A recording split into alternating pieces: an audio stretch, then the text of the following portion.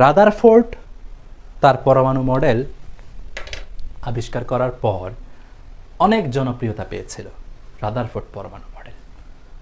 যখন বিজ্ঞানী bore Rutherford পরমাণু মডেলের কিছু সীমাবদ্ধতা আবিষ্কার করলেন, সেই সীমাবদ্ধতাগুলো তিনি কিভাবে শুধরে দিলেন সেটা নিয়ে আমরা আলোচনা করব। রাদারফোর্ড মডেল পরমাণুর ইলেকট্রনের সজ্জা, কক্ষপথ সংক্রান্ত কোনো ধারণা দিতে পারে না। কিন্তু বোর পরমাণু মডেলে এসে বিজ্ঞানী বোর প্রথমে, আমরা দেখতে পাচ্ছি এখানে একটা নিউক্লিয়াস, চারিদিকে বৃত্তাকার কক্ষপথ, বৃত্তাকার কক্ষপথে ইলেকট্রন থাকে। বোর পরমাণু মডেলের মতবাদ তিনটা। বোর পরমাণু মডেলের মতবাদ তিনটা। একটা হচ্ছে শক্তি স্তর সংক্রান্ত মতবাদ, আর একটা হচ্ছে কৌণিক ভরবেগ সংক্রান্ত মতবাদ, আর একটা হচ্ছে ইলেকট্রন ধাপান্তর সংক্রান্ত মতবাদ। শক্তি স্তর সংক্রান্ত মতবাদ, কৌণিক ভরবেগ সংক্রান্ত মতবাদ, ইলেকট্রন ধাপান্তর সংক্রান্ত মতবাদ। শক্তি স্তর সংক্রান্ত মতবাদটা হচ্ছে বৃত্তাকার কক্ষপথে ইলেকট্রনগুলো ঘুরে। এই যে আমরা দেখতে পাচ্ছি, রাদারফোর্ড বলেছিলেন নিউক্লিয়াসকে কেন্দ্র করে ইলেকট্রন ঘুরে, কিন্তু বোর বলছেন নিউক্লিয়াসকে কেন্দ্র করে বৃত্তাকার কক্ষপথে ইলেকট্রনগুলো ঘুরে। তাহলে আমরা শক্তি স্তর সংক্রান্ত মতবাদ পাই যে পরমাণুর চারদিকে কিছু শক্তি স্তর আছে, শক্তি স্তরগুলো বৃত্তাকার। এই বৃত্তাকার কক্ষপথে ইলেকট্রনগুলো যখন ঘুরে, কক্ষপথগুলোকে তাদের মানে অবস্থান অনুসারে নামকরণ করা হয়। এটা হচ্ছে n=1, n=1 যেটা, সেটাকে বলা হয় k-তম শক্তি স্তর। n=2 যেটা, সেটাকে বলা হয় l-তম শক্তি স্তর। n=3 যেটা, সেটাকে বলা হয় m-তম শক্তি স্তর। এভাবে k, l, m, n, o, p এভাবে আমার অরবিটালের শক্তি স্তরের নামগুলো করা হয় আর কি। অর্থাৎ আমাদের প্রথম মতবাদটা হচ্ছে শক্তি স্তর সংক্রান্ত মতবাদ। এই শক্তি স্তরে ইলেকট্রনগুলো যখন ঘোরে তখন তারা কোনো প্রকার শক্তি শোষণও করে না, কোনো প্রকার শক্তি বিকিরণও করে না, নিজেদের কক্ষপথে স্থির থাকে, ঘুরতে থাকে। যদি শক্তির শোষণ বিকিরণ করতো, কিছু ইলেকট্রন উপরে উঠে যেত, কিছু ইলেকট্রন নিচে নেমে যেত। তাহলে আমাদের প্রথম মতবাদ যেটা, সেটা হচ্ছে সেটা হচ্ছে শক্তি স্তর সংক্রান্ত মতবাদ। বৃত্তাকার কক্ষপথে ইলেকট্রন ঘুরে, ঠিক আছে।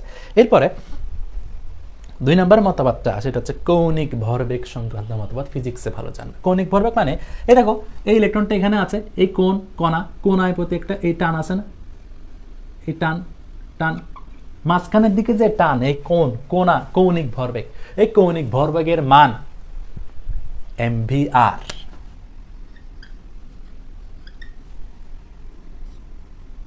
h/2π এর সরল গুণিতক। পরমাণুর প্রত্যেকটি ইলেকট্রনের কৌণিক ভরবেগের মান h/2π এর n মানে সরল গুণিতক। n হচ্ছে আমার কক্ষপথ, কততম কক্ষপথে আছে সেটা আমাকে ইন্ডিকেট করে। সরল গুণিতক মানে এই যে mvr, nh/2π এর সরল গুণিতক n হচ্ছে একটা কোয়ান্টায়িত রাশি। এটা কখনো আমি ফ্র্যাকশনাল টাইপের কোনো মান পাবো না। n এর মান মানে প্রধান কোয়ান্টাম সংখ্যার মান আর কি। h মানে হচ্ছে প্লাঙ্কের ধ্রুবক, প্লাঙ্কের ধ্রুবকের মান হচ্ছে 6.626 × 10⁻34 Js 2π। পাই মানে ধ্রুব সংখ্যা 3.1416। n মানে হচ্ছে আমি কততম কক্ষপথে আছি। কক্ষপথ n=1, 2, 3 হতে পারে, কখনো 1.5 হতে পারে, 2.5 হতে পারে না। তাহলে আমার n এর মান সবসময় ফিক্সড। তাহলে আমরা বলতে পারি আমার কোন কৌণিক ভরবেগ mvr, h/2π এর সরল গুণিতক। এরপরে আসে ইলেকট্রন ধাপান্তর সংক্রান্ত মতবাদ। আমার এটা একটা শক্তি স্তর, মনে করো প্রথম শক্তি স্তরের শক্তি E1, n=2, এটা দ্বিতীয় শক্তি স্তরের শক্তি E2। আমার একটা ইলেকট্রন ধাপান্তর করবে, অর্থাৎ প্রথম শক্তি স্তর থেকে দ্বিতীয় শক্তি স্তরে আসবে।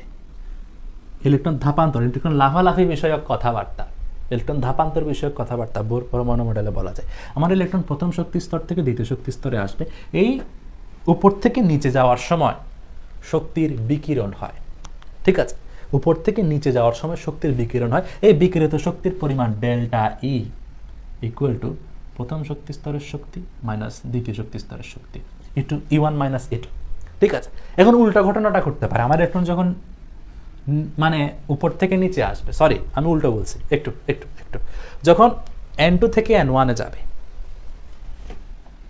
উপর থেকে নিচে যাবে, একটু দাঁড়াও, ভুল কিছু বলি নাই, তোমাদের ধরতে কষ্ট হবে, তার একটু গুছিয়ে দিই।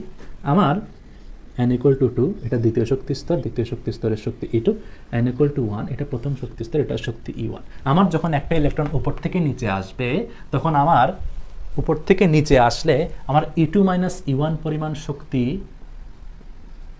বিকিরিত হবে, E2 - E1 পরিমাণ শক্তি বিকিরিত হবে। অর্থাৎ ইলেকট্রন যখন উপর থেকে নিচে যায় শক্তির বিকিরণ হয়, ঠিক আছে।